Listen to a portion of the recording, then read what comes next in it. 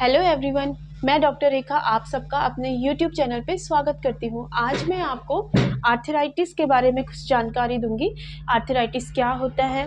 सबसे पहले बात करते हैं कि आर्थराइटिस होता क्या है। आर्थराइटिस जो होता है वो हमारे जो जॉइंट्स है, जो हमारे जोड़ हैं, चाहे वो हमारी बॉडी के कहीं पे भी कोई सा भी जोड़ है, उसमें अगर इन्फ्लामेशन हो जाता है। इन्फ्लामेशन का मतलब होता है कि अगर जॉइंट्स में रेडनेस है, टेंडरनेस है, स्टिफनेस है, सेंसिटिव टू टच है और अगर हम टच कर रहे हैं तो वो हॉट है, तो इसे कहते हैं आर्थराइटिस। आर्थराइटिस मतलब जॉइंट्स का इन्फ्लामेशन। आर्थराइटिस जो होता है वो उसके जो टाइप्स होते हैं वो बहुत सारे टाइप्स का जो है आर्थराइटिस जो है वो होता है। बट इंडिया में जो मोस्ट कॉमनली आर्थराइटिस देखा गया है वो 3 टाइप्स के आर्थराइटिस है। नंबर 1 है ऑस्टियो आर्थराइटिस, नंबर 2 है रोमेटॉइड आर्थराइटिस और नंबर 3 है गाउट। तो सबसे पहले बात करते हैं कि रोमेटॉइड आर्थराइटिस क्या होता है। रोमेटॉइड आर्थराइटिस को आरए फैक्टर के नाम से भी जाना जाता है। तो इसमें क्या होता है कि हमारे जितने भी सारे जॉइंट्स होते हैं उनमें इन्फ्लामेशन होना शुरू हो जाता है। इन्फ्लामेशन शुरू हो जाता है तो जो जॉइंट्स होता है वो बहुत ज़्यादा सेंसिटिव टू टच होता है। पेशेंट अपने जॉइंट्स को इजिली मूव नहीं कर पाता है, उसे चलने फिरने में दिक्कत हो जाती है। बहुत ज़्यादा सीवियर पेन जो है वो रोमेटॉइड आर्थराइटिस के पेशेंट में होता है। रोमेटॉइड आर्थराइटिस अगर पेशेंट को है तो कैसे पता चलेगा कि रोमेटॉइड आर्थराइटिस है? इसमें क्या होता है कि एक टेस्ट होता है RA factor. RA factor test जब हम कराते हैं तो वो पॉजिटिव आता है, जिससे हमें पता चलता है कि हमें रोमेटॉइड आर्थराइटिस है। सेकेंड नंबर का जो आर्थराइटिस वो होता है ऑस्टियो आर्थराइटिस। ऑस्टियो आर्थराइटिस में क्या होता है कि जो हमारे वेट वेयरिंग जॉइंट्स हैं वो अफेक्ट होते हैं। मतलब जैसे कि हमारे नी जॉइंट्स हो गया, हमारा हिप जॉइंट्स हो गया, हमारी एल्बो जॉइंट्स हो गए, शोल्डर जॉइंट्स हो गए, हमारी रिस्ट जॉइंट्स हो गई। तो ये सारे जॉइंट्स जो हैं इसमें अफेक्ट होते हैं। ये मोस्टली इसको वेयर एंड टियर भी कहा जाता है। इसमें क्या होता है कि जो हमारी कार्टिलेज होती है, कार्टिलेज क्या होती है कि जो हमारे 2 जॉइंट्स होते हैं उनके बीच में क्या होता है कि कार्टिलेज की एक लेयर होती है, ठीक है, जिसकी वजह से हमारे जो जॉइंट्स हैं वो ईजिली क्या होते हैं, मूव हो सकते हैं। लेकिन जब ये कार्टिलेज क्या होती है कि डिजेनरेट होना शुरू हो जाती है या यहाँ से हट जाती है, तो उस वजह से क्या होता है कि दोनों जॉइंट्स में क्या होता है, फ्रिक्शन स्टार्ट हो जाता है, जिसकी वजह से क्या होता है कि धीरे धीरे जो बोन्स हैं उसमें भी डिजेनरेशन होना शुरू हो जाता है, जिसकी वजह से पेशेंट को बहुत ज़्यादा पेन होता है। जब वो चलता है तो आपस में जब जॉइंट्स टकरते हैं तो उसको बहुत ज़्यादा सीवियर पेन होता है, वो चल भी आराम से नहीं पाता है। तो ऑस्टियोआर्थराइटिस में क्या होता है कि जो कार्टिलेज है वो टेयर हो जाता है। ये मोस्टली उनमें ज़्यादा देखने को मिलता है जो स्पोर्ट्समैन होते हैं, जो बहुत ज़्यादा स्पोर्ट्स खेलते हैं। तो स्पोर्ट्स की वजह से क्या होता है कि जो जॉइंट्स है उसमें बार बार प्रेशर पड़ता रहता है, बार बार जॉइंट्स में स्ट्रेस पड़ता रहता है, जिसकी वजह से जो कार्टिलेज है वो थोड़ी सी डैमेज हो जाती है और पेशेंट को ऑस्टियोआर्थराइटिस हो जाता है या उससे उसे सफ़र करना पड़ सकता है।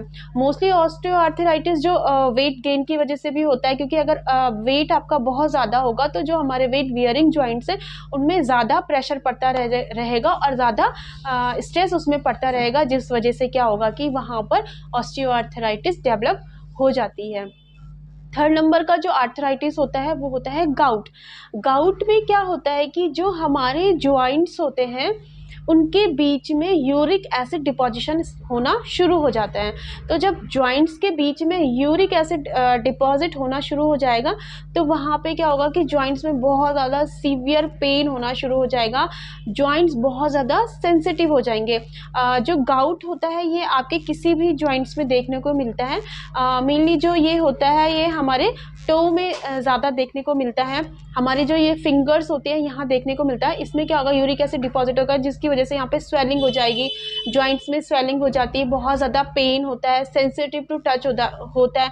पेशेंट को इतना ज़्यादा दर्द होता है कि वो नहीं चाहता कि कोई उसके जॉइंट्स को टच करे।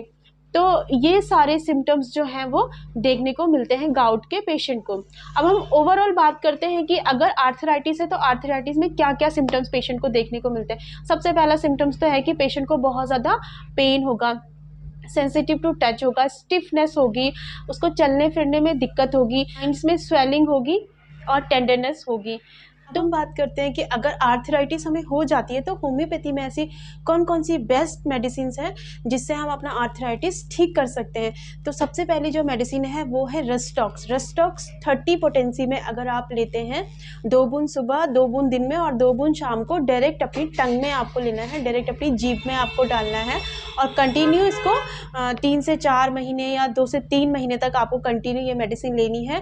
धीरे धीरे जो आपको आर्थराइटिस की प्रॉब्लम हो रही है उसमें बहुत ज़्यादा सुधार हो जाएगा।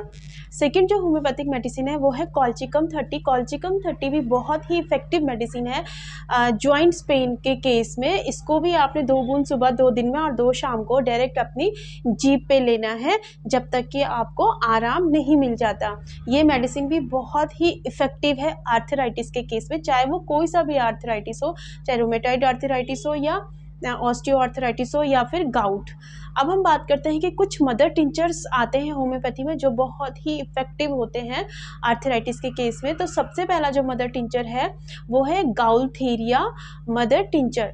गाउल्थेरिया मदर टिंचर बहुत ही इफेक्टिव मदर टिंचर है आर्थराइटिस के केस में। इसे आपको कैसे लेना है, आपको 20 बूंद आधे कप पानी में डाल के सुबह, दोपहर और शाम को लेना है। 20 बूंद सुबह लेनी है, 20 बूंद दिन में लेनी है और 20 बूंद आपको शाम को लेनी है आधे कटोरे पानी में डाल के।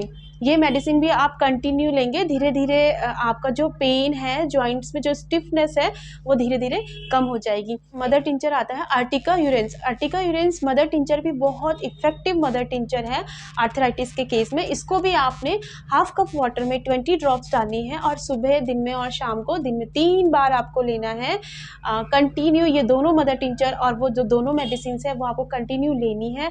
धीरे धीरे आपको जो आर्थराइटिस की प्रॉब्लम हो रही है वो बिल्कुल ठीक हो जाएगी। आशा करती हूँ कि आर्थराइटिस या जॉइंट्स पेन के बारे में आपको कुछ इन्फॉर्मेशन मिली होगी, कुछ जानकारी मिली होगी। अगर आपको मेरा ये वीडियो पसंद आया है तो प्लीज़ मेरे वीडियो को लाइक, शेयर और मेरे चैनल को सब्सक्राइब करना बिल्कुल भी मत भूलिए। मिलते हैं नेक्स्ट वीडियो में, तब तक के लिए थैंक यू।